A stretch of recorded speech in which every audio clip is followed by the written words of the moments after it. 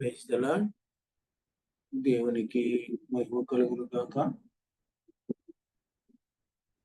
ప్రభునందు ప్రియమైనటువంటి దేవుని బిడ్డలందరికీ కూడా ప్రభునామములో వందనాలు చెల్లించుకుంటూ ఉన్నాను. మరి ఈ సమయంలో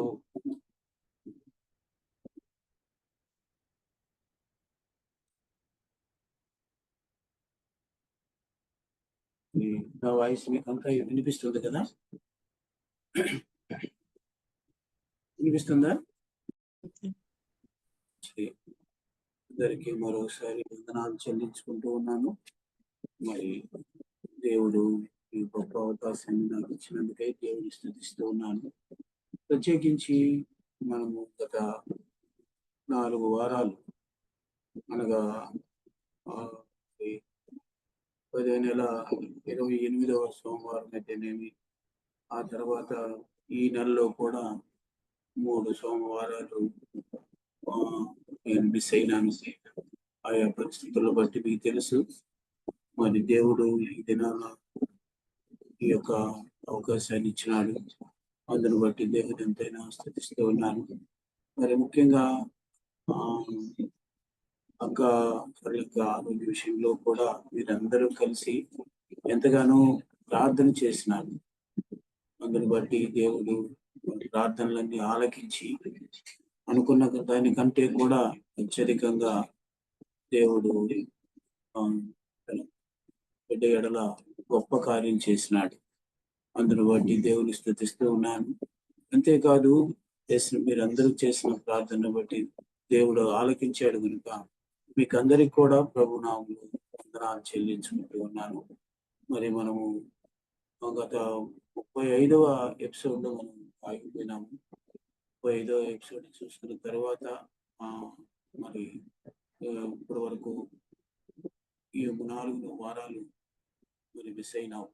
మరి ఇప్పుడు దేవుడు ఇచ్చిన అవకాశాన్ని బట్టి ఈ దినం 36వ భాగాన్ని 36వ ఎపిసోడ్ని మనం ప్రారంభించుకుందాం. మరి ఈ సమయంలో వాక్యం చదువుకొని ఆ తర్వాత మనం పూర్ణంగా ఆ వాక్యంలో ఉన్నటువంటి మర్మాలను మనం గుర్తు చేసుకుందాం. మరి 1 యోహాను పత్రిక 5వ అధ్యాయము మొదటి 3 వచనాలు పోయిన 35వ ఎపిసోడ్ మనం ధ్యానం చేసినాం.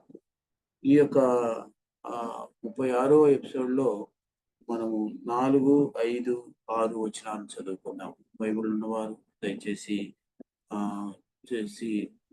చదివినట్లయితే మనం ముందుకు సాగదాం. 4వ వచనం నుంచి. దేవుని మూలముగా పుట్టిన వారందరూ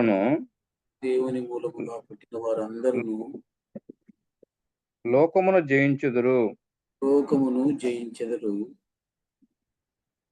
లోకమును జయించిన విజయము మన విశ్వాసమే. యేసు దేవుని కుమారుడని నమ్మువాడు తప్ప లోకమును జయించువాడు మరి ఎవడు? నీళ్ల ద్వారాను రక్తము ద్వారాను వచ్చిన వాడు ఈయనే, అనగా యేసుక్రీస్తే. ఈయన నీళ్లతో మాత్రమే గాక నీళ్లతోనూ రక్తముతోనూ వచ్చెను. ఆత్మ సత్యము గనుక సాక్ష్యమిచ్చువాడు ఆత్మయే. దేవుడి మాటలు మన కొరకై దీవించి ఆశీర్వదించలాగిన చిన్న ప్రార్థన చేసుకున్నాం. ప్రేమగల మా తండ్రి, కృప కలిగిన దేవ యేసయ్య, మీకే స్తుతులు స్తోత్రాలయ్యా, వందనాలు చెల్లించుకుంటున్నాం. దయగలిగిన మా తండ్రిగా మా జీవితాల్లో మరొక బైబిల్ స్టడీ దినాన్ని మాకు దయచేసినందుకై మీకు స్తోత్రాలు, వందనాలు చెల్లించుకుంటున్నాం. గడిచిన 4 వారాలు నాయన మేము ధ్యానం చేయలేకపోయినాం. దయతో మన్నించండి. ఈ సమయం ఇచ్చినందుకు మేము స్తుతిస్తూ ఉన్నాం. దేవా, వచ్చినటువంటి యాప్లో జాయిన్ అయినటువంటి బిడ్డలందరినీ బట్టి మీకు స్తోత్రాలు, వందనాలు చెల్లించుకుంటున్నాం. ఇంకా ఎవరైనా ఆశ కలిగి ఉన్నట్లయితే వారిని కూడా తండ్రి మీ కృపలో జ్ఞాపకం చేసుకొని జాయిన్ అయ్యేటట్లు చేయండి. అలాగే తండ్రి చదవబడినటువంటి వాక్యం మీరు దీవించి ఆశీర్వదించి విరిచి మాకు పంచిపెట్టండి. పరిశుద్ధాత్మ దేవుడుగా మాతో ఉండి మాలో ఉండి మా మధ్య నుండి మమ్మల్ని నడిపించండి. ప్రతి ఆటంకాన్ని నజరేయుడైన యేసు నామములో దూరపరచండి. బలహీనుణ్ణి నిష్ప్రయోజకుడు నన్ను కూడా మీ శిలువ చాటును మెరుగుపరిచి మీ పునరుద్ధాన శక్తిని బట్టి మీ ఆత్మ నింపుదలను బట్టి మీ వాక్యం ప్రకటన చేయడానికి నాకు సహాయం చేయండి. వినే చెవిని గ్రహించే హృదయాన్ని మాకందరికీ దయచేయమని యేసు నామములో స్తుతించి ప్రార్థిస్తున్నాము పరమ తండ్రి. ఆమేన్. పిల్లరా, ఈ సమయంలో మనం గుర్తు చేసుకున్నాం చదువుకున్నటువంటి 3 వచనాలు చాలా మనకు ఎంతో బలాన్ని ఇచ్చాయి. అంతేకాదు మనం ఎంతగానో ఉజ్జీవింప చేసేటటువంటి మాటలు ఈ 3 వచనాల్లో ఉన్నాయి. మొదటి మనం చదువుకున్నటువంటి 4వ వచనంలో 5వ అధ్యాయము 4వ వచనంలో ఉన్నటువంటి మాట మనం గుర్తు చేసుకున్నప్పుడు అక్కడ దేవుని మూలముగా పుట్టిన వారందరూ అని రాయబడి ఉందండి. దేవుని మూలముగా పుట్టిన వారు అంటే ఇందులో ఎందుకని ఈ యోహాను భక్తుడు అలా చెప్తున్నాడు అని అంటే, అందరూ పుట్టిన వారే కదా, దేవుడు ఈ లోకములో అందరినీ సృజించినాడు కదా, వారు పుట్టినారు కదా అంటే అక్కడే ఒక ప్రత్యేకమైనటువంటి మాట మనం గుర్తు చేసుకోగలుగుతాం. అదేమిటి అని అంటే, మనము నికోదేము విషయంలో మనం గుర్తు చేసుకున్నప్పుడు యేసయ్య దగ్గరకు నికోదేము రాత్రిపూట వెళ్ళాడు. రాత్రిపూట వెళ్ళినప్పుడు ఊరికే మీకు అది చూపించి తర్వాత నేను ముందుకు వెళ్తాను. వెళ్ళిన తర్వాత అక్కడ యేసయ్య అతనితో చెప్పిన మాట ఏమిటంటే, ఒక వ్యక్తి మరలా జన్మించకపోతే వాడు దేవుని యొక్క రాజ్యానికి వారసుడు కాదు అన్నట్లుగా యేసయ్య నికోదేముకి చెప్పాడు. అప్పుడు ఆయన అన్నాడు, ముసలివాడు మరలా ఎట్లా పుడతాడయ్యా తల్లి గర్భంలో నుంచి అని అంటే, అప్పుడు ఆయన చెప్పాడు ఏమిటనంటే, నూతన జన్మ అనేది ఏమిటి అని అంటే, నిజదేవుడైనటువంటి ఆ యేసు ప్రభువును సొంత రక్షకుడిగా అంగీకరించటమే అది దేవునిలో పుట్టడం. మీకు కొద్దిగా అర్థమై ఉంటది. ఇప్పుడు ఎవరు దేవునిలో పుట్టినవారు అని అంటే వారే. అందుకని మరొక దగ్గర పౌలు భక్తుడు అంటాడు, ఎవరు క్రీస్తునందు ఉంటారో వారు నూతన సృష్టి అని అంటారు కదండి. ఇలాగా కొన్ని విషయాలు మనం గుర్తు చేసుకున్నప్పుడు నిజమే, మనము పుట్టినది సరే, పుట్టిన తరువాత మనం పెద్దవారం అయినాము. అయితే సరైన సమయం వచ్చినప్పుడు లేదా మనం వయసులోనే ఉన్నప్పుడు నిజదేవుణ్ణి ఎరగాలి. అందుకే గలతీయులకు రాసిన పత్రికలో కూడా మనం చూసినట్లయితే, మీరు నిజమునకు దేవుణ్ణి అయిన వారిని కాకుండా వేరే వారిని మీరు మొక్కినారు అని అక్కడ గలతీయులకు రాసిన పత్రికలో కూడా చెప్పబడింది. కాబట్టి నిజదేవుడైనటువంటి యేసయ్యను ఎప్పుడైతే మనం అంగీకరిస్తామో, ఎప్పుడైతే మన హృదయంలోకి చేర్చుకుంటామో, అప్పుడు అక్కడ రాయబడిన మాట ప్రకారము దేవుని మూలముగా పుట్టిన వారు అవుతారు. కాబట్టి ఇప్పుడు మనం ఈ విషయాన్ని మనం గుర్తు చేసుకున్నప్పుడు ఈ వచనంలో 2 మాటలు ఉన్నాయి. అదే దేవుని మూలముగా పుట్టిన వారు అన్న సంగతిని మీ ముందుకు నేను తీసుకుని వచ్చాను. రెండోది వచ్చి మనం చూసినట్లయితే అక్కడ రాయబడిన మాటలు మనం చూసినప్పుడు మరి లోకమును జయించిన విజయము మన విశ్వాసమే అని రాయబడింది. అంటే దేవుని మూలముగా పుట్టిన వారికి లోకమును జయించటానికి ఒకే ఒక ఆయుధం ఏమిటి అని అంటే మన విశ్వాసం. కాబట్టి ఇప్పుడు మనం గుర్తు చేసుకున్నట్లయితే పిల్లరా, లోకములో ఏమున్నది, ఎందుకని మనం లోకమును జయించాలి అని అంటే, ఈ యోహాను భక్తుడే ఈ యొక్క పత్రికలోనే ఒక మాట చెప్పాడు. యోహాను పత్రికలో మనం చూసినట్లయితే 2వ అధ్యాయము 15వ వచనము 16వ వచనంలో మనం చదివినప్పుడు అక్కడ రాయబడిన మాట చూడండి. లోకమును గురించి ఈ యొక్క భక్తుడు ఏం చెప్పినాడో మనకు 2వ అధ్యాయము 15-16 వచనాల్లో లోకమునైనను లోకములో ఉన్న వాటినైనను ప్రేమించుకుడి. ఏం చేయకూడదట మనము అని అంటే ప్రేమింపకుడి. తర్వాత ఎవరైనను లోకమును ప్రేమించిన ఎడల తండ్రి ప్రేమ వారిలో ఉండదు. ఏముండదంట? తండ్రి ప్రేమ ఉండదు. అంటే మనం తండ్రి అంటే దేవుని మూలముగా పుట్టిన వారం కనుక మనము ఆ తండ్రి ప్రేమను ఎప్పుడైతే లోకమును మనం ప్రేమించినట్లయితే తండ్రి ప్రేమ, ఆ యొక్క దేవుని యొక్క ప్రేమ మనలో లేకుండా పోతాయి. మరి లోకంలో ఇంకేముంది అని అంటే ఇప్పుడు వివరంగా చెప్తున్నాడు 16వ వచనంలో. లోకములో ఉన్నదంతయు ఏముందంట? అనగా శరీరాశ, నేత్రాశ, నేత్రాశయు జీవపు డంబము. జీవడంబమును ఇవి లోకములో ఉండేవి. ఈ లోకములో ఉండేటటువంటి వీటిని మనము ప్రేమించినట్లయితే మనము తప్పనిసరిగా ఓడిపోయిన వారం అవుతాం. ఇది ఏ దాంట్లో అనంటే మనల్ని ఈ లోకము జయించేస్తుంది. మనము దేవుని నామము పేరిట మనం ఉండకపోతే, వాటిని ప్రేమించినట్లయితే, మనలో దేవుని ప్రేమ లేకుండా పోయినట్లయితే, అదే 15వ వచనంలో ఉన్నది. దేవుని ప్రేమ వారిలో ఉండదు అని ఖచ్చితంగా చెప్పేస్తున్నాడు. ఎప్పుడైతే దేవుని ప్రేమ మనలో ఉండదో, దేవుని మూలముగా పుట్టిన వారమని చెప్పుకొని కూడా ఆ యొక్క ప్రేమను మనం కోల్పోయినప్పుడు తప్పనిసరిగా మనము లోకములో, లేకపోతే అపవాది చేత, సాతాను చేత మనము అపజయం పాలైన వారమవుతాం. ఏమున్నాయి అక్కడ? 3 కారణాలున్నాయి. 3 పదార్థాలు అనుకోవాలి ఒక విధంగా చెప్పాలంటే. మొదటిది శరీరాశ, రెండోది నేత్రాశ, మూడోది జీవపు డంబం. వీటి గురించి వివరంగా చెప్పడం కన్నా కూడా జస్ట్ మనం అనుకున్నట్లయితే నిజమే కదా! శరీరాశలా చూసినట్లయితే ఏదైనా కావచ్చు పిల్లలు.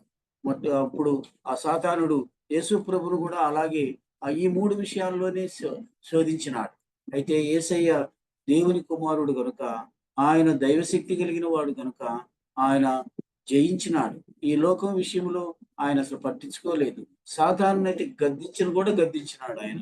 సాతానా, నా దగ్గర నుంచి దూరంగా వెళ్ళిపో అని కూడా అన్నాడు. కాబట్టి పిల్లలు జ్ఞాపకం చేసుకుందాం, లోకమును మనము జయించాలి. ఆ జయించటము అనేది ఎట్లా ఉంటుంది అంటే పిల్లరా, మనము దేవునిలో పుట్టిన వారమై ఉన్నాము. దేవుని ప్రేమించే వారంగా ఉంటూ ఉన్నాము. గనుక మన జీవితాల్లో ఆ విజయం అనేది దేవుడు మనకిస్తాడు. చాలా మంది అంటారు, ఈ లోకముని జయించటం అంటే ఏదో కాదండి. ఎలాగా ఉంటుంది అని అంటే, అది మనము సంఘ పరిత్యాగం చేయటము కదండి. అంతేకాదు తపస్సు చేసుకోవటము, లేకపోతే ఇంకా అంటారు వాళ్ళు, చాలా విషయాలు వాళ్ళు చెప్తూ వస్తూ ఉంటారు. ఏమిటి అంటే, అలాగా వాటన్నింటిని మనము చేస్తే మనము ఈ లోకాన్ని జయించిన వారం అవుతాము అని చెప్తారు. పిల్లలు జ్ఞాపకం చేసుకుందాం ఈ సమయంలో. వాటి వలన ఇంకా మనము అన్నిటికన్నా దూరం అయిపోతారు వీళ్ళు. ఏమిటికి కొరగాని వారైపోతారు. కానీ అది కాదు దేవుడు చెప్పేది. ఏమి చెప్తున్నాడు అంటే, వీళ్ళ జ్ఞాపకం చేసుకోండి, ఈ లోకాన్ని జయించటానికి మనకు ఒకటే ఒక ఆయుధం అని ఇందాకే చెప్పాను కదా! అదే మన విశ్వాసం. ఆ విశ్వాసం మనలో ఉన్నగా మనము అపవాది తంత్రాలన్నిటిని కూడా మనము అట్టే తెలుసుకోగలుగుతాము. అప్పుడు వాటికి దూరంగా ఉండేదానికి కూడా మనము దేవుడు మనకు ఆ శక్తినిస్తాడు. ఒకసారి మనం గుర్తు చేసుకున్నట్లయితే, ఈ అపవాది తంత్రాల వలన, లేక ఈ శరీరాశ, నేత్రాశ, జీవపు డంబం వలన మనము దేవుని సన్నిధిని, దేవుని ప్రేమించే విషయాన్ని మనం పోగొట్టుకోకుండా మనం ఉండటానికి దేవుడే మనకు ఒక గొప్ప ఆయుధం ఇచ్చినాడు. అదేమిటో తెలుసా? ఎఫెసీయులకు రాసిన పత్రిక 6వ అధ్యాయంలో మనం చూసినట్లయితే 10వ వచనం నుంచి 13వ వచనం వరకు మనం చదివినట్లయితే అక్కడ దేవుడు మనకిచ్చేటటువంటిది. అందుకనే అక్కడ పౌలు భక్తుడు అంటాడు, మీరు వాని యొక్క తంత్రాలను మీరు ఎరిగిన వారు కదా అంటాడు. చూడండి పిల్లరా, ఎఫెసీయులకు రాసిన పత్రిక 6వ అధ్యాయము 10వ వచనం నుంచి మనం చదివినట్లయితే ఏమి రాయబడిందో ప్రభు యొక్క మహాశక్తిని బట్టి తుదకు ప్రభు యొక్క ఆయన యందు బలవంతులయుండుడి అంటాడు. ఎట్లాగా అంటే, మీరు అపవాది తంత్రములను కదండి ఇది అపవాది తంత్రములు ఎదిరించుటకు శక్తిమంతులగునట్లు దేవుడిచ్చు సర్వాంగ కవచము ధరించుకొనుడి. మీరు జ్ఞాపకం చేసుకుందాం ఈ సమయంలో. ఎంత చక్కగా అపోస్తలుడైన పౌలు చెప్తూ ఉన్నాడో చూడండి. అపవాది తంత్రాలు మనం ఎరిగిన వారం ఉంటున్నాం. ఆ తంత్రాలు ఏమిటో కూడా మనం యోహాను భక్తుడే చెప్పాడు. లోకములో ఉన్నదంతయు ఈ 3. వాటిని జయించటానికే మనము తప్పనిసరిగా దేవుడిచ్చేటటువంటి ఆ సర్వాంగ కవచాన్ని మనం ధరించుకోవాల్సిన వారం ఉంటున్నాం. అది చూడండి, అక్కడ రాయబడిన మాట అనగా, ఎలయనగా ధరించుకొనుడి మనము కదండి. 13వ పోరాడునది శరీరులతో కాదు గాని యుద్ధం చేసేది ప్రధానులతోనూ అని అంటే పోరాడుతున్నాం అంటే అందులో మనకు విజయం రావాలి.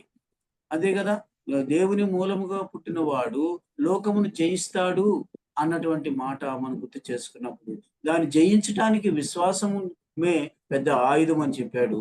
ఆ విశ్వాసులందరికీ దేవుడిచ్చేటటువంటిది ఏమిటి అనంటే, అపవాది తంత్రాలను ఆహ్, వ ఇది చేసుకునేదానికి, దూరం చేసుకునేదానికి ఆయన సర్వాంగ కవచాన్ని మనకిస్తూ ఉన్నాడు. అది చూసినట్లయితే ఏమంటున్నాడు? ఏలయనగా మనము పోరాడినది శరీరులతో కాదు గాని కదండీ! ప్రధానులతోనూ, ప్రధానులతోనూ అధికారులతోనూ, అధికారులతోనూ ప్రస్తుతము ప్రస్తుత అంధకార సంబంధములకు అంధకారపు లోకనాథులతోనూ సంబంధులకు, లోకనాథులతోనూ, ఆ ఆకాశ ఆకాశ మండలమందు మండలమందున్న దురాత్మల దురాత్మల సమూహముతోనూ సమూహముతోనూ పోరాడుచున్నాము. మనం పోరాడుచున్నాం కదా! ఈ పోరాటంలో మనకు విజయం రావాలి. కదండీ! ఈ పోరాటంలో మనకు జయం రావాలి. కాబట్టి ఈ యొక్క విజయం ఎక్కడ దొరుకుతుంది అననంటే మన విశ్వాసం ద్వారానే. ఆ విశ్వాసములో సర్వాంగ కవచంగా మనకు దేవుడిచ్చేది చూడండి. ఆ విశ్వాసులకి ఏమిస్తాడంట?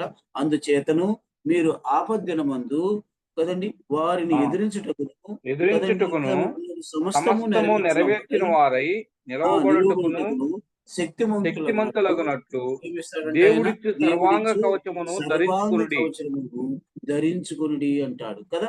అది అక్కడ గూడా చెప్పాడు 11వ వచనంలో. మరలా ఇప్పుడు గూడా చెప్తున్నాడు 13వ వచనంలో. ధరించుకోవాలి. అది ఎట్లా వస్తది అనంటే, దేవుని మూలముగా పుట్టిన వారము, విశ్వాసములో కొనసాగుతున్న వారం కనుక, లోకమును జయించటానికి దేవుడు మనకు ఇలాంటి పరిస్థితి ఇస్తాడు. తప్పనిసరిగా ఇస్తాడు. చూడండి ఆ సర్వాంగ కవచము ఎలా ఉంటాదో కూడా ఆ తర్వాత రాయబడి ఉంది. ఏలయనగా మీ ఏమంటున్నాడు? నడుమునకు మీ సత్యమును దట్టి నడుమునకు కొట్టుకొని సత్యమును దట్టిని కట్టుకొని కట్టుకొని నీతియను నీతియను మైమరుపు మైమరువును తొడుక్కొని తొడుక్కోండి అంటున్నాడు కదండీ! సత్యము ఏంటిది? మన నడుము కట్టుకునేది అబద్ధాలు చెప్పకుండా ఉంటే అనుకుంటున్నారా? కాదు కాదు. యేసయ్యే సత్యం. ఆ సత్యము మన నడుముకు కట్టుకోవాలి. అంటే బెల్ట్ లాగా కాదు. హృదయం అనే నడుము ఉంది మనకు. మరో దగ్గర ఉంది ఈ మాట. నీ హృదయం అనే నడుము కట్టుకో. నీ మనస్సు అనే నడుమును కట్టుకో. అంటే మన మనస్సులో, మన హృదయంలో ఎవరుండాలి? అంటే సత్యం అనేటటువంటి నేనే మార్గము, సత్యం అని చెప్పినటువంటి యేసయ్య ఉండాలి. సత్యమును అనేటటువంటి ఏం చేయమంటున్నాడు? దట్టి కట్టుకొని నీతి అనే మైమరువును పాదములకు తొడుక్కోండి. సమాధాన సువార్త వలనైన కదండీ! సిద్ధ ఆ! మనసును అంటే నీతి అనే తొడుగుకొని మైమరువు ఏంటి అననంటే యేసయ్యను నమ్ముకోవటమే మనము కదండీ! నీతి అనే మైమరువు దేవుడు మనకిచ్చి వాడుకుంటున్నాడు. కదా! అబ్రహాము దేవుని నమ్మెను. అది ఆయనకు నీతిగా ఎంచబడెను అని నీతిగా రాయబడింది. ఎంచబడెను. కదండీ! కాబట్టి ఆ నీతి అనేటటువంటి మైమరు మనకు కనిపించదు గానీ, దేవుని యొక్క నీతి మాత్రం మనలో ఆహ్, తప్పనిసరి మన మీద ఉంటుందన్నమాట. అది మనల్ని ఒక కవచంలాగా కప్పుతూ ఉంటుంది. ఆ దేవుని నీతి. కాబట్టి ఒకసారి మనం ఆలోచన చేసినట్లయితే ప్రియులారా, ఆ దేవుని నీతి మైమరు ఇదొక మనకు ఎంతో ఉపకరిస్తూ ఉంది సర్వాంగ కవచంలో. తర్వాత రాయబడిన మాట మనం చూసినట్లయితే, మన పాదములకు కదండీ!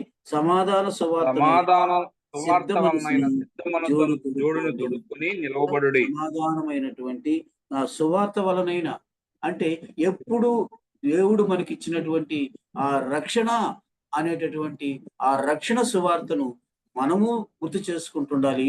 అంతేకాదు ఎదుటి వారికి కూడా అది సువార్త విషయంలో మనం తెలపాలి. అప్పుడు అపవాది మనల్ని ఏమీ చేయలేడు. పోరాటం ఉంటుంది కానీ, ఆ పోరాటంలో గెలుపు ఎవరిది అననంటే, దేవుని మూలముగా పుట్టినటువంటి, దేవుని మీద విశ్వాసం ఉంచినటువంటి, దేవుని నీతిని పొందినటువంటి మనము వీళ్ళరా ఆ యొక్క రక్షణ సువార్తను ప్రకటించడానికి, ఆ సువార్త అనేటటువంటి ఏం దై అంటున్నాడు? ఏం తొడుక్కోవాలంటున్నాడు? సిద్ధ మనసు అనేటటువంటి జోడు తొడుక్కోమంటూ ఉన్నాడు. ఎంత గొప్ప మాటో చూడండి పిల్లరా! సిద్ధ మనసు. ఎప్పుడు ఏ సమయంలో చెప్పినా సరే కదండీ! ఈ దినాన పలాని దగ్గర మనం సువార్త ప్రకటించటము, పలాని వారికి మనం సువార్త చెప్పటము, పలాని సమయంలో మన దగ్గరికి వచ్చిన వారికి ఆ యొక్క ఏదో ఎలాగైనా సరే వారికి సువార్త చెప్పటం అనేది ఆ సిద్ధ మనసు మనకుండాలి. నువ్వు నమ్మిందే ఇంకేమి కాదు. పెద్ద పురాణాలేమి చెప్పబడలేదు కానీ, యేసయ్య ఎవరు? యేసయ్య చేసిన సిలువ కార్యం ఏమిటి? యేసయ్య నాకు చేసినదేమిటి? నీకు కూడా అది చేస్తాడు. అనేటటువంటి దాన్ని అది సిద్ధ మనసు కలిగి ఆ యొక్క సువార్త అనేది జోడిని మనం తొడుక్కొని ఉండాలి. 24 గంటల్లో ఏ సమయంలోనైనా కూడా, అందుకే పౌలు అంటాడు, సమయం అనక అసమయం అనక మనం దేవునిలో ముందుకు సాగాలి. దానికి సమయం అంటూ లేదు. ఇప్పుడు కాదులే, తర్వాత చెప్దాంలే, నువ్వు వెళ్ళవయ్యా అని వచ్చిన వ్యక్తిని, దేవుడిని నమ్ముకోనటువంటి వ్యక్తిని పంపించేయటం కాదు, కానీ లేదా వారికి తగినటువంటి ఆ యొక్క ఆ సువార్తను మనం చెప్పే వారంగా ఉండాలి. అప్పుడు అపవాది మనల్ని ఏమీ చేయలేడన్న సంగతిని మనం గుర్తు చేసుకోవాల్సిన వారం ఉంటుంది. పోరాటం ఉంటుంది. చెప్పబాకు, ఆ నువ్వు వినబాకు అని కూడా ఎదుటి వాడికి చెప్పేటటువంటి పరిస్థితి అపవాదికి ఉంటుంది. అయితే అప్పుడే మనం మనకున్నటువంటి దేవుని యొక్క రక్షణ శక్తిని బట్టి సర్వాంగ కవచంలో ఉన్నటువంటి ఆ ఆయుధాన్ని మనం ఉపయోగించాల్సిన వారంగా ఉంటుంది. అప్పుడే నిజముగా మనకు దేవునిలో విజయం, మన లోకము నుంచి మనం పోరాడిన వారం అవుతున్నాము, జయించిన వారం అవుతాం. తర్వాత కూడా రాయబడి ఉంది కాదండి, ఏమంటున్నాడు? జడుకొనుడి, ఆ తర్వాత ఇవన్నీ గాక విశ్వాసమును డాలు డాలు పట్టుకొనుడి. పట్టుకుంది అంటున్నాడు. అంటే ఇప్పుడు చెప్పండి, డాలు ఎందుకు పట్టుకుంటారు యుద్ధ భూమిలో? అంటే శత్రువు మన మీద వేసేటటువంటి బాణాలు కావచ్చు, లేకపోతే కత్తి కావచ్చు, ఏదైనా కావచ్చు, దాన్ని తప్పించుకునే దానికి మన చేతిలో ఏముండాలి? డాలు ఉండాలి ఆ యుద్ధ భూమిలో. అలాగే దేవుణ్ణి నమ్ముకున్న వారికి ఈ సర్వాంగ కవచంలో మనం ముందుకు సాగుతూ ఉండేటప్పుడు, ధరించుకుని ముందుకు సాగుతూ ఉండేటప్పుడు, సాతానుడు మన మీదికి ఏదో విధమైనటువంటి దానిని రప్పిస్తూనే ఉంటాడు. అయితే అప్పుడు ఏం చేయాలి అని నేనంటే ప్రియరా, ఈ యొక్క విశ్వాసం అనే డాలు మన చేతిలో ఉండాలి. ఆ విశ్వాసం అనేది లేకపోతే వ్యాధి, బాధ ఏ అయినా సరే మనం తట్టుకోలేము. కారణం ఏమిటి అంటే, వాడు ఆ వేసేది అవే మన మీద. నేను చెప్పాను కదా, శరీరం, నేత్రం, జీవం, డంబం కదండి. శరీరం మీదకి ఏదైనా వేస్తాడు వాడు. అప్పుడు ఏదో ఒక విధంగా మనకు ఏదో ఒక బలహీనత. నేత్రం మీద ఏదో ఒకటి వేస్తాడు. ఇదిగో ఇది చాలా బాగుందని వాడు చెప్తాడు. జీవపు డంబం, ఇతరులతో పోల్చుకొని మనం ఏదో చేయాలనుకో. ఇవన్నీ వాడు వేసేటటువంటి ఆయుధాలే. అయితే మన చేతిలో ఏముండాలి? మీరు చెప్పండి, ఇక్కడ రాయబడిన మాట. మన చేతిలో ఏముండాలి? విశ్వాసం అనే డాలు ఉండాలి. అది తప్పిస్తూ ఉంటుంది. అప్పుడే మనకు విజయం. ఆ విశ్వాసం అనే డాలు అందుకే నేను చెప్పాను, ఆ యొక్క 4వ వచనంలో మన విశ్వాసమే విజయానికి కారణం. మన విశ్వాసమే విజయానికి కారణం. ఆ విశ్వాసం అనే డాలు మన చేతిలో ఎప్పుడు ఉండాల్సిందే. ఆ డాలు ఇప్పుడు ఒక విధంగా చెప్పాలంటే ఒక కత్తిలాగా మన వైపున ఉంటుంది. అంతేకాదు వాక్యం అనేటటువంటి అది కూడా. చూడండి తర్వాత ఏమి రాయబడిందో మనం చూస్తే, అంటున్నాడు, విశ్వాసం అనే డాలు పట్టుకుని దానితో మీరు దుష్టుని ఏం చేస్తారంట? అగ్ని బాణములన్నిటినీ అగ్నిజ్వాలలన్నిటిని ఆర్పుటకు అగ్నిజ్వాలలన్నిటిని శక్తిమంతులవుదురు. ఆర్పుటకు ఏం చేస్తాడు దేవుడు? ఆ డాలులాగా శక్తిమంతులవుదురు. అందుకే కదా ఆ మరి కీర్తనాకారుడు ఒక విధంగా చెప్పాలంటే దావీదు భక్తుడు అంటాడు, యెహోవా నా కేడము, నా డాలు అంటాడు. అంటాడా లేదా? కాబట్టి ఆయనే కేడము, ఆయనే డాలు. కాబట్టి ఆయన మనకు డాలులాగా ఆ యొక్క ఏమిటి అనంటే అగ్ని జ్వాలలన్నిటినీ కదా. అంటే ఎంత పవర్ఫుల్లో చూడండి అపవాది. లోకములో ఉండేటటువంటి ఈ మూటితో అపవాది మనల్ని జయించాలని చూస్తాడు. అయితే మనలో ఉన్నవాడు లోకమును జయించినవాడు. అవునా కాదా?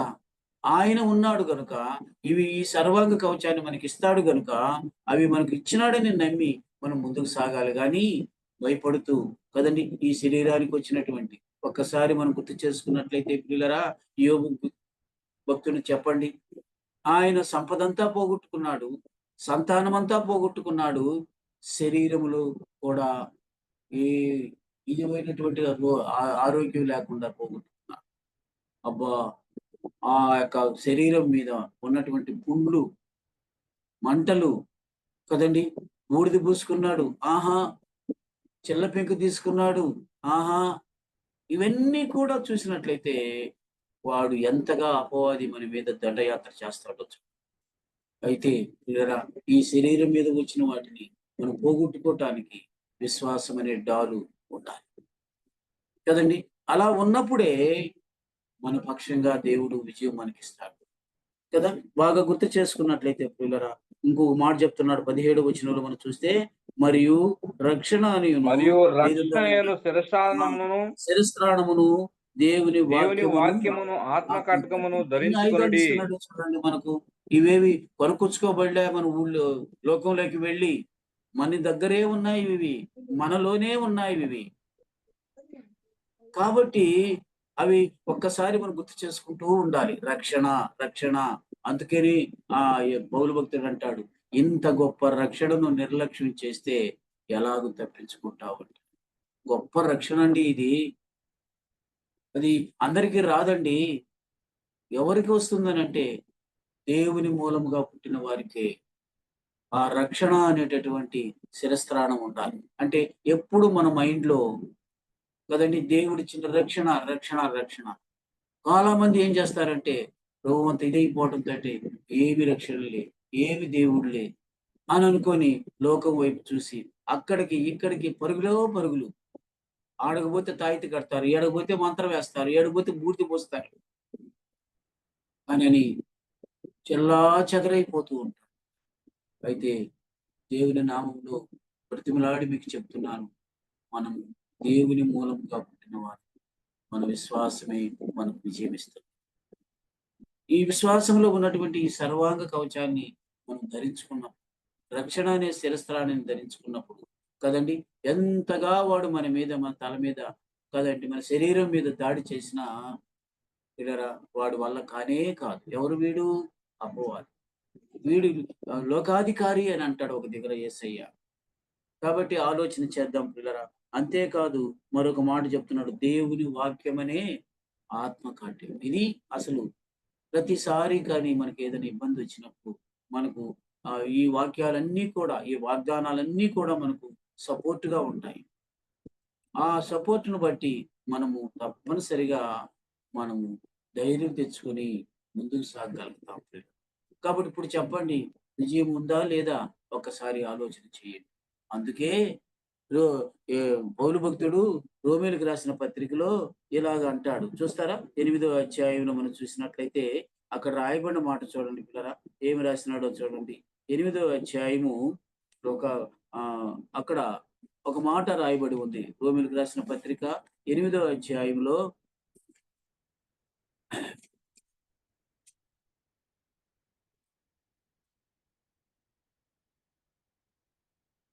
చూడండి పిల్లరా, ఏమి రాయబడి ఉందో చూస్తే 8వ అధ్యాయంలో 31వ వచనం చదువుకుందాం పిల్లరా. ఏమి రాయబడి ఉందో చూడండి. మనం చూస్తే ఇట్లుండగా ఏమందుము, ఏమందుము దేవుడు మన దేవుడు మన పక్షమునుండగా మనకు విరోధి ఎవడు?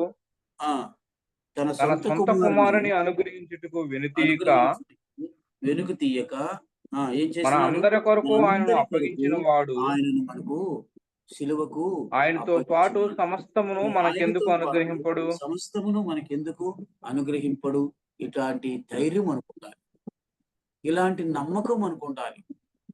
అప్పుడు మాత్రమే ఈ లోకాన్ని, అపవాదిని జయించగలుగుతాం. లేకపోతే మనం బలహీనలైపోతాము. ఎట్ట పడితే అట్ట వెళ్ళిపోయేదానికి ఆస్కారం ఉంది. వాడి చేతిలో మనకు అపజయమే గాని విజయం ఉండదు. కాబట్టి మనం విజయము మనకు దయచేసేది ఎవరు అనంటే దేవుడే. ఆయన కుమారుడు మనకు అనుగ్రహించాడు కనుక అంతటి గొప్ప కార్యం చేసిన ఆయన కదండి. ఏమంటున్నాడే మనకెందుకు సమస్తమును అంటే సమస్తము మనకెందుకు అంటే దాంట్లో అనుగ్రహింపడు? విజయం ఉందా లేదా? ఉంది కదా. ఆ విజయమును మనకి ఎందుకు అనుగ్రహింపడు? కిందకి చదువుకుంటూ పోతే దేవుని చేత ఏర్పరచబడిన వారి మీద నేరము వారి మీద మోపువాడెవడు? నేరము మోపువాడెవడు? తర్వాత ఏమంటున్నాడు? నీతిమంతులుగా తీర్పులు నీతిమంతులుగా తీర్చువాడు తీర్చువాడు దేవుడే. దేవుడే కదా. కదండి. ఎందుకు వాడు నేరం మోపుతాడు అంటే మనం బలహీనమైపోయి నేత్రాశ, డబ్బము, శరీరాశ వాటిల్లో పడిపోయినప్పుడే వాడు చూడు, ఇది చూడవయ్యా అని దేవుడికి చెప్తాడు కదా. యోబుని ఎందుకు అది చేయలేకపోయినాడు? కారణం ఏమిటంటే ఒకటే ఒక మాట. ఏమిటంటే ప్రియులరా, నా విమోచకుడు సజీవుడు. అది ఆయన స్లోగన్. అర్థమైందండి. యోబు యొక్క స్లోగన్ ఒకటే. భార్య, స్నేహితులు అందరూ ఇదైపోయినా సరే నా విమోచకుడు సజీవుడు. ఆయన భూమి మీదకి వస్తాడు. ఆయన నా కన్నులారా నేను ఆయన చూస్తాను. చూసారా పిల్లరా? యోబు గ్రంథం 19వ అధ్యాయం 25, 20, 27 వచనాల్లో ఈ మాట రాయబడి. అలాగైతే పిల్లలు జ్ఞాపకం చేసుకుందాం. అది గట్టి విశ్వాసం. ఆయన ధరించేసినాడు. ఒక విధంగా చెప్పాలంటే దేవుడిచ్చే సర్వాంగ కవచాన్ని. అందుకనే ఆయన నోటి గుండా ఎంతగా అందరూ అసహించుకున్నటువంటి జబ్బు ఆయనకున్నా సరే, ఆయనలో ఉన్నటువంటి ధైర్యం చాలా గొప్పది పిల్లలు. కాబట్టి ఆలోచన చేద్దాం. ఇప్పుడు చూడండి, శిక్ష విధించువాడు ఎవడు? చనిపోయిన క్రీస్తు యేసే. అంతేకాదు మృతుల్లోని లేచిన వాడును, దేవుని కుడిపార్శ్వన ఉన్నవాడును మన కొరకు ఏం చేస్తున్నాడు ఆయన? కదండి, విజ్ఞాపన చేస్తున్నాడు కదా. విజ్ఞాపన చేస్తూ ఉన్నాడు. చేయువాడు ఆయనే. ఇప్పుడు చూడండి, క్రీస్తు ప్రేమ నుండి మనల్ని ఎడబాపు వాడు ఎవడు? మనలను ఎడబాపు వాడు ఎవడు? ఒక లిస్ట్ ఇస్తున్నాడు చూడండి. బాధ అయినను, తర్వాత హింస అయినను, కరువైనను, వస్త్రహీనతైనను, తర్వాత ఉపద్రవమైనను, తర్వాత మనల్ని ఎడబాపున 6 ఆయుధాలు పెట్టాడు ఇక్కడ. ఇవన్నీ కూడా మన మీదనే ప్రయోగిస్తాడు. ఎవరు? ఇందాక చూసినాము, తంత్రగాడైనటువంటి అపవాది కదండి. వాడు మన మీద ఈ 6 విషయాలు మన మీద వాడు ఇచ్చినప్పుడు, నేను చెప్పాను కదా, ఆ సర్వాంగ కవచములో ఉన్నటువంటి ఆయుధాలు మనం దేవుడే మనకి ఇచ్చాడు కనుక వాటన్నిటిని మనం ఉపయోగించుకోవాలి. ఎందుకని అంటే వాడిని జయించాలి మనం. ప్రభువు ప్రేమ నుండి మనల్ని ఎవడు ఎడబాస్తాడు? ఇవా వ్యాధి, బాధ, శ్రమ ఇవా? కాదు. చూడండి, అక్కడ రాయబడిన మాట మనం చూసినట్లయితే, శ్రమ అయినను, బాధ అయినను, హింస అయినను, కరువైనను, వస్త్రహీనత అయినను, ఉపద్రవమైనను ఇందును గూర్చి వ్రాయబడబడిచినది ఏమనగా, చూడండి, అది కాదు, నిన్ను బట్టి దినమెల్లా మేము వధింపబడిన వారము. ఏమంట? నిన్ను బట్టి దినమెల్లా మేము వధింపబడిన వారము, వదకు సిద్ధమైన గొర్రెలమని మేము ఎంచబడిన వారము. ఇప్పుడు 17 వచనం ఆయనను మనల్ని ప్రేమించిన వాని ద్వారా, మనలను ప్రేమించిన వాని ద్వారా మనం వీటన్నిటిలో అత్యధిక విజయం ఏం పొందుతామండి? అత్యధికమైన విజయం సాధిస్తాం. దేవునికి మహిమ కలుగును గాక. ప్రియ సహోదరుడా, సహోదరి, ప్రియ దేవుని బిడ్డ, మనం దేవుని పిల్లలం, దేవుని మూలముగా పుట్టిన వారం. ఇప్పటికైనా మర్చిపోబోకండి. ఒకవేళ ఏదైనా ఒక ఈ 6 ఏ బాధ ఉన్నా, ఏ బలహీనత ఉన్నా, వాటన్నిటినీ కూడా దేవునికి వదిలేసి, అంతే. ఈ సమయంలో నువ్వు వదిలేసి నీవు సర్వాంగ కవచం దొరుక్కో. అత్యధికమైన విజయాన్ని ఆయన మనకిస్తాడు. నేను చెప్పే మాటలు కాదండి ఇవి. పౌలు అనుభవపూర్వకంగా తన జీవితంలో పొందినది కదండి. అత్యధికమైన విజయం మనం పొందాలి. అదే కదా ఇప్పుడు మనం ఆ పత్రికలో చదువుతున్న మాట ఏమిటి అని అంటే, ఏమి రాయబడి ఉంది? మన విశ్వాసము విశ్వాసముతో మనం లోకమును ఏం చేయగలుగుతాము? జయించగలుగుతామని దేవుని యొక్క వాక్యం సెలవిస్తూ ఉంది. అది నిజమే ప్రియులరా, అది మన అనుభవంలో వస్తుంది. కాబట్టి 4వ వచనంలో మనం 2 చూస్తున్నాం. దేవుని మూలముగా పుట్టినవాడు. రెండవది విశ్వాసము, మన విశ్వాసం. ఈ 2 విషయాలు గుర్తు చేసుకోండి. ఇప్పుడు 5వ వచనానికి వచ్చినట్లయితే ఏమి రాయబడిందో చూడండి.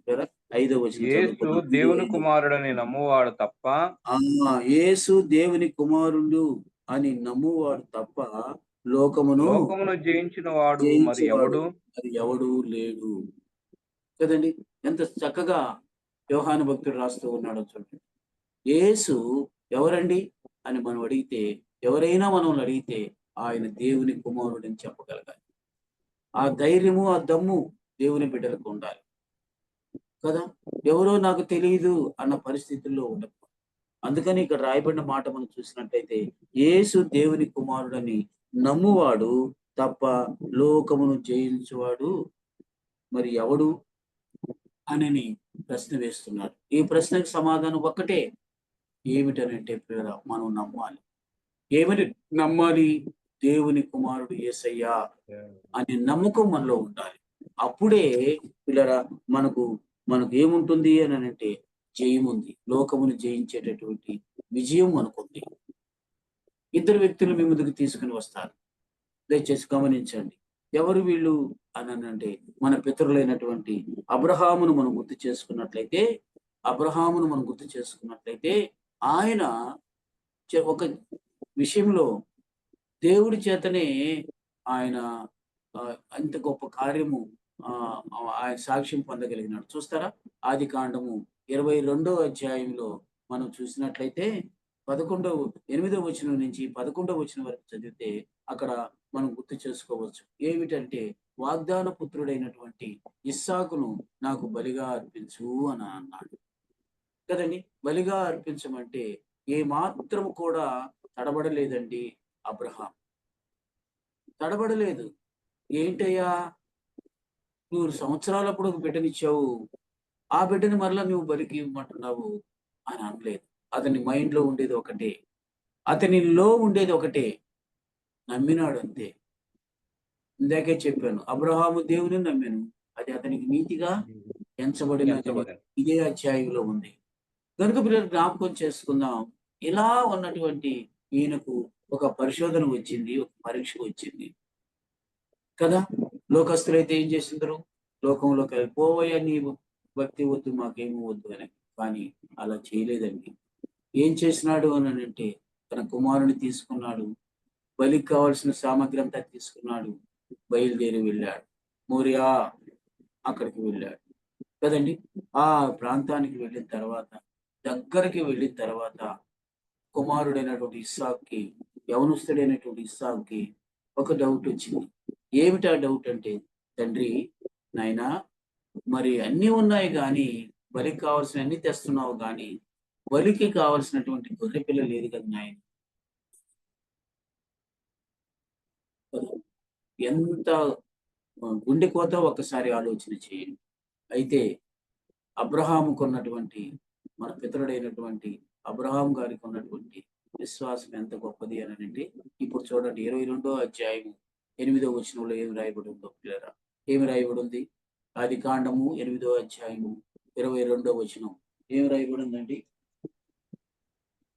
22వ అధ్యాయం అబ్రహాము, నా కుమారుడా, దేవుడే దహన బలికి గొర్రె పిల్లని చెప్పాను. ఒక్కసారి మనం చూస్తే ఏమంటున్నాడయ్యా కుమారుడా? ఏమంటున్నాడు? అబ్రహాము, నా కుమారుడా, దేవుడే దహన బలికి గొర్రె పిల్లను చూచుకొనని చెప్పాను. అలాగూ వారిద్దరు కూడి వెళ్ళి దేవుడు అతనితో చెప్పిన చోటికి వచ్చినప్పుడు అబ్రహాము అక్కడ బలిపీఠము కట్టి కట్టెలు చక్కగా పేర్చి, కదండి. మనం గుర్తు చేసుకున్నట్లయితే దేవుడే చూసుకుంటాడు విశ్వాసం కదండి. యెహోవా ఈరే, మనకు అక్కడే పేరు రాయబడింది, యెహోవా ఈరే. ఎంతమంది ఈ విశ్వాసంలో ముందుకు కొనసాగుతున్నారు? దేవునిలో ఉన్నటువంటి ఆ నమ్మకత్వాన్ని బట్టి విశ్వాసంతో ముందుకు సాగితే విజయం ఉంది. మనకు విజయం ఉంది. దానికోసమే చెప్తున్నాను. ఆ 5వ వచనంలో ఉన్న మాట అదే. ఏమిటది? మనం చూసినట్లయితే ఏమంటున్నాడు? యేసు దేవుని కుమారుడని నమ్ము ప్రతి వాడు తప్ప లోకమును జయించడము మరి ఎవరి వల్ల కాదు. కాబట్టి లోకమును జయించడానికి లోకములో ఉన్నదేదో కూడా చెప్పినాను, లోకములో కలుగు చేసేది 6 విషయాలు కూడా చెప్పినాను కదండి. అవన్నీ కూడా దేవుని ప్రేమ నుండి మనం ఎడబాపు అత్యధిక విజయం ఇస్తాయి. ఇప్పుడు చూడండి, దేవుడే చూసుకుంటానన్నాడు. 11వ వచనంలో చూడండి, దేవుడు ఇప్పుడు ఎలాగా ఆయనే ఇబ్బంది పడ్డాడు చూసారా? 11వ వచనంలో ఏమి రాయబడి ఉంది? ఆదికాండం 22వ అధ్యాయం 11వ వచనంలో మనం చూస్తే ఏమంటున్నాడు దేవుడు? అబ్రహామా, అబ్రహామా అని అంటూ ఉన్నాడు. ఎందుకని? తన విశ్వాసాన్ని బట్టి కుమారుని బలియటానికి కత్తి కూడా ఎత్తినాడు. కత్తి కూడా ఎత్తితే ఇప్పుడు దేవుడు ఎలా పలకరిస్తున్నాడో చూడండి. ఏమంటున్నాడు? యెహోవా దూత పరలోకము నుండి, దేవుడు ఏమంటున్నాడయ్యా? ఒకసారి చూస్తే యెహోవా చదవండి. దూత పరలోకము నుండి యెహోవా దూత ఉండి ఏం చెప్తున్నాడు? అబ్రహామా ఉమ్, అబ్రహామా అని అతన్ని అబ్రహామా పిలిచెను. పిలిచి ఏమంటున్నాడు? అందుకు అతడు చిత్తము ప్రభువా అనెను. అనెను. ఆ అప్పుడు ఆయన ఆ చిన్నవాని మీద చెయ్యి వేయకుము, చేయి వేయబాకు, ఆ అతన్నేమియూ చేయకుము. చేయబాకు కదా. నీకు ఇలా ఒక్కడయ్యున్న నీ జ్ఞాపకం చేసుకో. కుమారుణ్ణి నాకియ్య వెనక్కి తీయలేదు గనుక ఇవ్వటానికి నువ్వు వెనుదీయలేదు గనుక కదండి, నీవు దానికి దేవునికి ప్రత్యామ్నాయంగా భయపడువాడవని నేను నీ వెనకాల ఏర్పాటు చేసి ఉన్నాను. కాబట్టి నువ్వే విజయం సాధించినావు. నీ విశ్వాసాన్ని బట్టి నీవు విజయం సాధించినావు.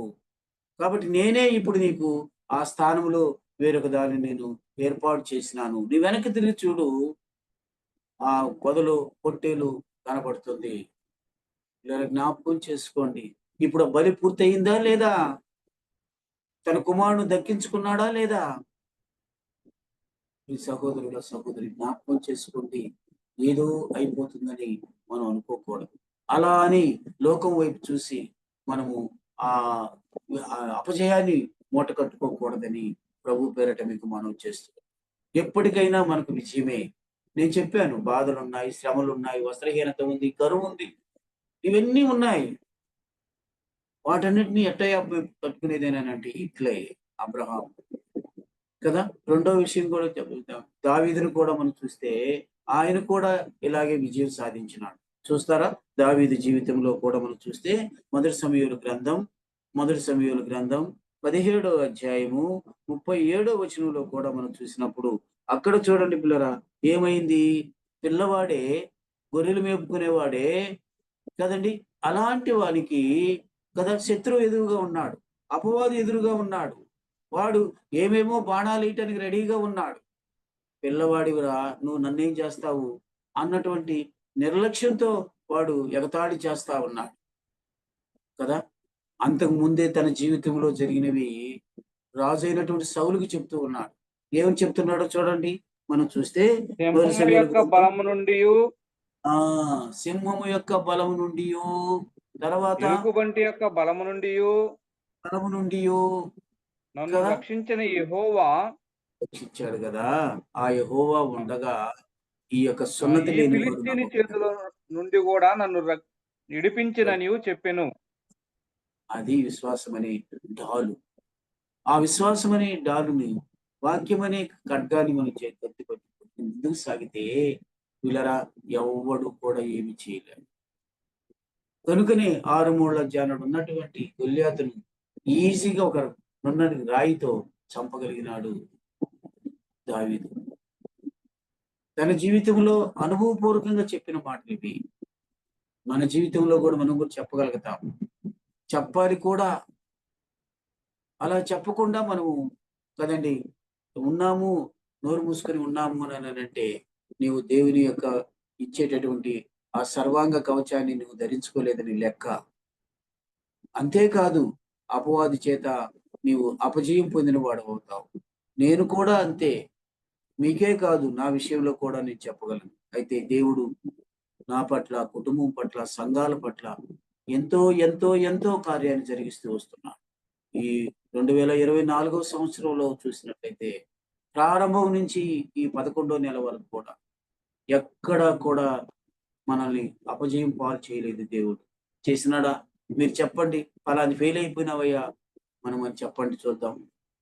కారణం ఏమిటి? మన విశ్వాసం అంత గొప్పది. అందుకనే మనము ఈ యొక్క 8 సంఘాల్లో దేవుడు ఇచ్చినటువంటి ప్రణాళిక ప్రకారం మనం చేసుకుంటూ రాగలుగుతున్నాం. కాబట్టి ఆలోచన చేయండి. మన కళ్ళ ముందే ఉన్నాయి ఈ విజయాలన్నీ. ఎక్కడికో వెతుక్కుంటూ పోవాల్సిన అవసరం లేదు. కాబట్టి ఈ సహోదరుడా, సహోదరి, ఈ దేవుని బిడ్డ ఆలోచన చేయాలని ప్రభు పేరట మీకు మనం చేస్తూ ఉన్నాం. తర్వాత మనం గుర్తు చేసుకున్నట్లయితే ఇది 5వ వచనంలో ఉన్నమాట.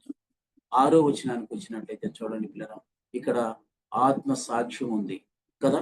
మనం చూసినట్లయితే 6వ వచనం చదువుకుందాం. చూడండి పిల్లరా.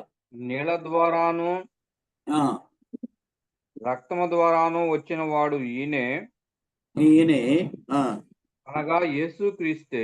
అనగా యేసుక్రీస్తే ఈయన నీళ్లతో నీళ్లతో మాత్రమే కాక మాత్రమే గాక నీళ్లతోనూ నీళ్లతోనూ రక్తముతోనూ వచ్చెను. వచ్చెను. ఆత్మ ఆత్మ సత్యము గనుక సత్యం కనుక సాక్ష్యమిచ్చువాడు సాక్ష్యమిచ్చేవాడు ఆత్మయే. సాక్ష్యమిచ్చువాడు ఆత్మయే. పరిశుద్ధాత్మ దేవుడు మనకు సాక్ష్యం చెప్తున్నాడు. ఏమంటే నువ్వు నమ్ముకున్న యేసయ్య నీళ్ల ద్వారాను, నువ్వు నమ్ముకున్న యేసయ్య రక్తము ద్వారాను నిన్నును నీ కుటుంబాన్ని రక్షించుకున్నాడయ్యా అనని సాక్ష్యం చెప్తూ ఉన్నాడు కదా. కనుక పిల్లల జ్ఞాపకం చేసుకుందాం. ఎట్లాగా మనం చూసినట్టయితే నీళ్ల ద్వారా ఎలాగా అని మనం గుర్తు చేసుకున్నప్పుడు పిల్లరా గుర్తు చేసుకోండి. ఆ యేసయ్య మానవాకారిగా మనిషి కుమారుడిగా లోక పాపములను మోసుకొని పోవు దేవుని గొర్రె పిల్లగా నశించిన దానిని వెదికి రక్షించుటకు మనిషి కుమారుడిగా యేసయ్య ఈ లోకానికి వచ్చిన తర్వాత ఆయన బాప్తిసమిచ్చు యోహాను దగ్గరికి వెళ్ళాడు. వెళ్ళి 30 సంవత్సరాల వయసు ఉన్నప్పుడు యేసయ్య అక్కడికి వెళ్ళి అక్కడ బాప్తిసమిచ్చు యోహాన్ని నాకు బాప్తిసమివ్వు ఈ యోర్దాను నదిలో అని అడిగినాడు.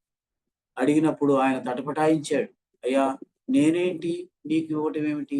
నువ్వు లోకరక్షకుడు కదా, మరి నీకు నేను ఇవ్వటం ఏమిటి అంటే నీతి యావత్తు ఎలా జరగని అని అన్నాడు. చూస్తారా నాతో పాటు మత్తయి సువార్త 3వ అధ్యాయము 13వ వచనం నుంచి మనం చూస్తే మత్తయి సువార్త 3వ అధ్యాయము 13వ వచనం నుంచి మనం చూసినప్పుడు రాయబడిన మాట చూడండి. ఆ సందర్భాన్ని మన కొరకు రాయించి పెట్టినాడు మత్తయ్య భక్తుడు. ఏం రాయబడి ఉందండి? ఆ సమయమున యోహాను చేత బాప్తిసం పొందుటకు యేసు గలీలా నుండి యోర్దాను దగ్గరనున్న అతని యొద్దకు వచ్చెను. యోర్దాను దగ్గరికి వచ్చెను. అందుకు యోహాను నేను నీ చేత బాప్తిసం పొందవలసిన వాడై ఉండగా నువ్వు నా దగ్గరకు నా యొద్దకు వచ్చుతున్నావా అని ఆయన్ను నివారింప అని అన్నాడు. అప్పుడు యేసయ్య ఏమన్నాడు? యేసు ఇప్పటికి కానిమ్ము నీతి యావత్తు ఇలాగ నెరవేర్చుట మనకు తగి ఉన్నదని అని యేసయ్య చెప్పినాడు. అతనికి ఉత్తరం ఇచ్చాను గనుక ఏం చేసినాడు? బాప్తిసమిచ్చు యోహాను అని మనం చూస్తే కానిచ్చెను. యేసు బాప్తిసం పొందిన వెంటనే నీళ్లలో నుండి ఒడ్డునకు వచ్చెను. చూసినట్లయితే యేసు బాప్తిస్వము కదండి, నీళ్ల ద్వారా ఆయన బాప్తిసం తీసుకున్న వెంటనే ఏం జరిగిందండి? ఆకాశం తెరవబడిను. దేవుని ఆత్మ పౌరం వలె దిగి తన మీదకి వచ్చుట చూచెను కదా. బాగా జ్ఞాపకం చేసుకుంటున్నారా? నీళ్ల ద్వారా మన ప్రభువు లోకములో ఉన్నటువంటి సమస్త మానవాళికి ఒక గొప్ప సాక్షి అయినాడు కదండి.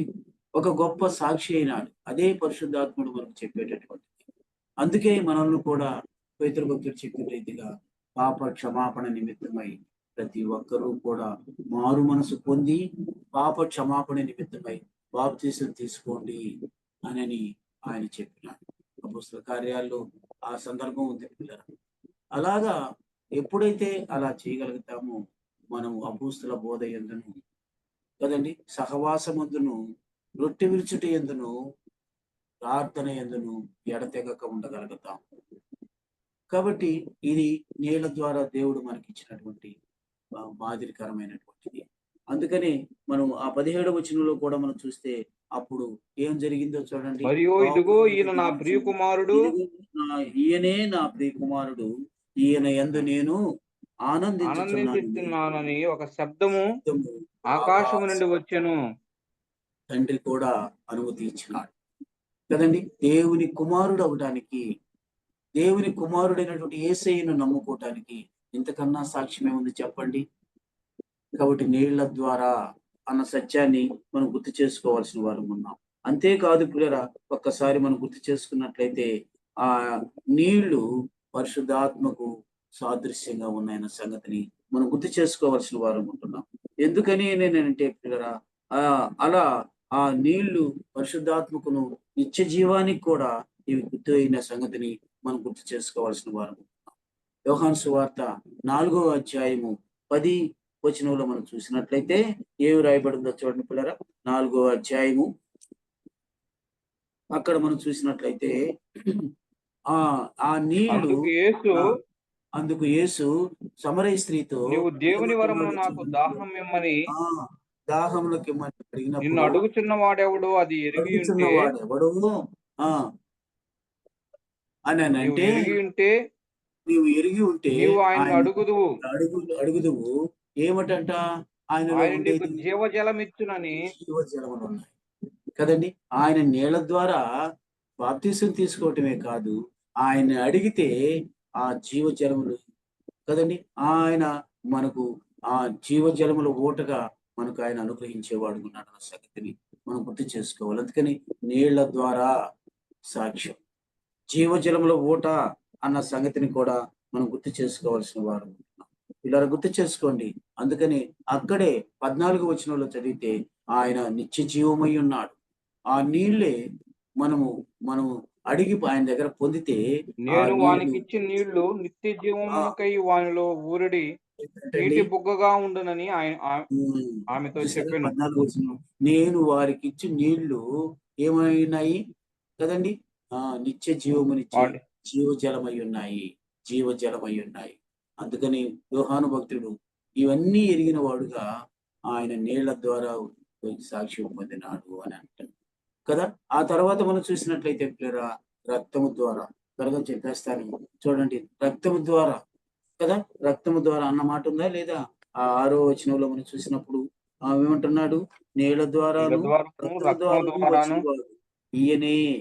మరి రక్తము ద్వారా ఇచ్చింది ఏమిటి అని మనం చూసినట్లయితే ఇలా గుర్తు చేసుకుందాము. ఈ సమయంలో రక్తము ద్వారా రావటము అని అంటే ఒక్కసారి మనం గుర్తు చేసుకోవాల్సింది ఏమిటంటే, మన యొక్క పాపాల కోసం, మన యొక్క అతిక్రమముల కోసం, మన యొక్క దోషాల కోసం కదండి, వాటన్నిటినీ తీసివేయటానికి, వాటన్నిటినీ మరి ఆ తీసివేసి మనల్ని పరిశుద్ధపరచడానికి కదండి ఒక స్థితి కావాలి.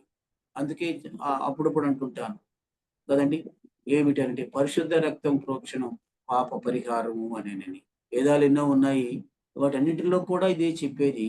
కాబట్టి పరిశుద్ధ రక్తం ఎవరిలో ఉంది అని అంటే యేసయ్యలోనే ఉంది, ఇంకెవ్వరిలో లేదు కదండి. యేసయ్య పరిశుద్ధుడిగా మరియమ్మ గర్భములు ఆయన పుట్టినాడు, ద్వారా పుట్టాడు, ఆయన పరిశుద్ధుడిగా జీవించాడు, ఆయన పరిశుద్ధుడిగా సిలువను ఎక్కినాడు. ఎందుకు అంటే ఆయన పరిశుద్ధ రక్తం చిందించబడకపోతే మనకు పాప పరిహారం లేదు కనుక. కాబట్టి ప్రియరా, ఒకసారి మనం గుర్తు చేసుకున్నప్పుడు అదే మనకు బలియాగమైంది. ఆయన రక్తం కార్చుట ద్వారా మనకు బలియాగమైనట్లుగా మనం గుర్తు చేసుకుంటూ ఉన్నాం. గనుకనే ప్రియరా, ఒక్కసారి మనం చూసినట్లయితే ఈ విషయాన్ని మనం అపోస్తులైన పౌలు ఎఫెసీయులకు రాస్తూ ఈ మాట చెప్తున్నాడు. మొదటి అధ్యాయము, ఎఫెసీయులకు రాసిన పత్రిక 1వ అధ్యాయము 7వ వచనంలో మనం చూసినట్లయితే ఏమి రాయబడిందో చూడండి పిల్లరా. ఎఫెసీయులకు రాసిన పత్రిక 1వ అధ్యాయము దేవుని కృపా మహదైశ్వర్యమును బట్టి, చూడండి ఏమి రాయబడిందో, దేవుని కృపా మహదైశ్వర్యమును బట్టి ఆ ప్రియుని యందు ఆయన రక్తము వలన మనకు విమోచనము. జ్ఞాపకం చేసుకోండి, ఆయన రక్తము వలన ఏమైందంటే మనకి విమోచనము, మనకు అనగా మన విమోచనము, అపరాధములకు క్షమాపణ, అనగా మన అపరాధములకు కదండి క్షమాపణ మనకు కలిగి ఉన్నది. చూసారా, ఏ దాని వలన కాదు కానీ మనకు విమోచన, మనకు విడుదల, మనకు పాప పరిహారము జరిగింది అని అంటే ఏ దాని వలన కాదు కానీ కేవలము ఆయన రక్తము చిందించుట ద్వారా. అందుకనే ఈయన రక్తము ద్వారా సాక్ష్యం కూడా పొందినాడు. అది అపోస్తలుడైనటువంటి యోహాను భక్తుడు చెప్తూ ఉన్న మాట. కాబట్టి గుర్తు చేసుకుందాం పిల్లల, రక్తము ద్వారా ఆయన మనల్ని పాపము నుండి మనకు ఆయన ఏం చేసినాడు అని అంటే పిల్లల విమోచన కొరకు చేసినాడు. మన జన్మ పాపాన్ని, కర్మ పాపాన్ని కడిగివేయటమే కాదు కానీ మనల్ని విమోచించి నీతిమంతులుగా తీర్చి ఆ నిత్య జీవానికి మనల్ని వారసులుగా చేసేదాని కొరకు యేసయ్య సిలువలో తన ప్రాణత్యాగం చేశాడు కదండి, ప్రాణత్యాగం చేశాడు. ఇదంతా కూడా కదండి ఈనాడు పరిశుద్ధాత్ముడుగా మనకు సాక్ష్యం చెప్తూ ఉన్నాడు. ఇంకెవరో కాదు, ఆయన సాక్ష్యం చెప్తూ ఉన్నాడు. అందుకని చివరిగా నేను చెప్తున్నాను, ఆ పరిశుద్ధాత్మ యొక్క సాక్ష్యం ఎలా ఉంటుందో ముందుగానే యేసయ్యే చెప్పాడు. ఏమిటి అని అంటే యోహాను సువార్త 14వ అధ్యాయము మనం చూసినట్లయితే, క్షమించండి, 15వ అధ్యాయము 26వ వచనంలో ఈ మాట రాయబడి ఉంది. ఏం రాయబడి ఉందో చూడండి పిల్లరా. యోహాను సువార్త 15వ తండ్రి యొద్ద అధ్యాయము. నుండి మీ యొద్దకు నేను పంపబో ఆదరణకర్త ఆదరణకర్త అనగా అనగా తండ్రి యొద్ద నుండి బయలుదేరు సత్యస్వరూపి అయిన ఆత్మ వచ్చినప్పుడు సత్యస్వరూపైన ఆత్మ వచ్చినప్పుడు ఏం చేస్తాడు? ఆయన నన్ను గూర్చి సాక్ష్యం ఇచ్చును. నా గురించి సాక్ష్యం చెప్తాడు. గుర్తొచ్చిందండి ఇప్పుడు? బాగా గుర్తు చేసుకున్నట్లయితే, నీళ్ల ద్వారా, రక్తము ద్వారా వచ్చిన వాడు ఈయనే అని చెప్పేది ఎవరు అని అంటే పరిశుద్ధాత్ముడే. ఆదరణకర్త, సత్యస్వరూపైన ఆత్మ మనకు చెప్తూ ఉన్నాడు. అదే మాట మనం 16వ అధ్యాయంలో, అదే యోహాను సువార్త 16వ అధ్యాయంలో 13వ వచనం చదువుకొని మనం ముగించుకుందాం. 13 నుంచి 14, 15 అయితే ఆయన అనగా సత్యస్వరూపైన ఆత్మ వచ్చినప్పుడు సత్యస్వరూపైన ఆత్మ వచ్చినప్పుడు ఏం చేస్తాడు? సర్వసత్యములోనికి నడిపించును. ఏం చేస్తాడు ఆయన? సర్వ సత్యములోనికి నడిపించును. ఆయన తనంతట తానే ఏమీ బోధింపక వేటిని వినును వాటిని బోధించి సంభవింపబో సంగతులను మీకు తెలియచేయును. తెలియజేస్తున్నాడు. జరిగినవి చెప్తున్నాడు, జరుగుతున్నవి చెప్తున్నాడు, జరగబోయేవి కూడా ఎవరు చెప్తారు మనకు? మనలో ఉన్నటువంటి పరిశుద్ధాత్మ దేవుడు, సత్యస్వరూపైన ఆత్మ, ఆదరణకర్తగా మనలో ఉన్నటువంటి ఆ యొక్క ఆత్మ మనకు సాక్ష్యం చెప్తూ ఉన్నాడు కదండి. అందుకని అక్కడ అంటున్నాడు, తర్వాత ఏమంటున్నాడు ఆయన ఏమంటున్నాడు? 14వ వచనంలో చూస్తే, ఆయన కదండి నా వాటిలోని తీసుకొని మీకు తెలియచేయును కనుక నన్ను మహిమపరచును.